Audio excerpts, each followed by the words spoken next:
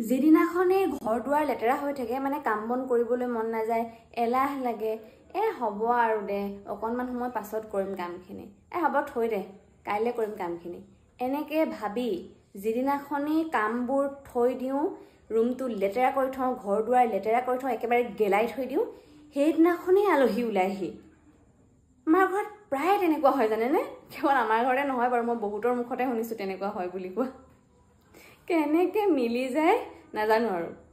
আৰু ঘৰত হয় ঠিকেই আছে বাৰু কিন্তু মোৰ ৰুমতো হয় জানেনে মানে মই কেইদিন লাজ পাইছোঁ মই এইটো ৰুমলৈ অহাৰ পৰা আমাৰ ভাড়াঘৰৰ মালিকনী মানে আণ্টিয়ে যিদিনাখনেই মোৰ ৰুমলৈ আহিছে মানে যিমান দিন আহিছে আৰু প্ৰত্যেক দিনাই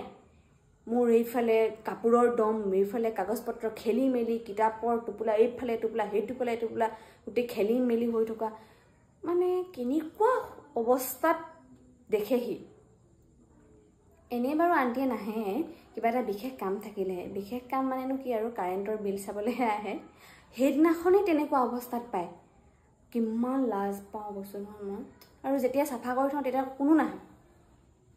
কেনেকৈ মিলি যায় জানো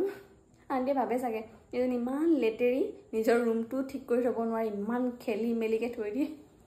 আৰু ক'ত নাভাবিব ভাবিবই ন বহুত লাজ পাইছোঁ মই যে কেইবাদিনো হ'ল প্ৰত্যেক দিনাই মানে যিদিনাখনেই আহে সেইদিনাখনেই মই লাজ পাওঁ একো নকয় বাৰু হ'লেও নিজৰ মনত বেয়া লাগে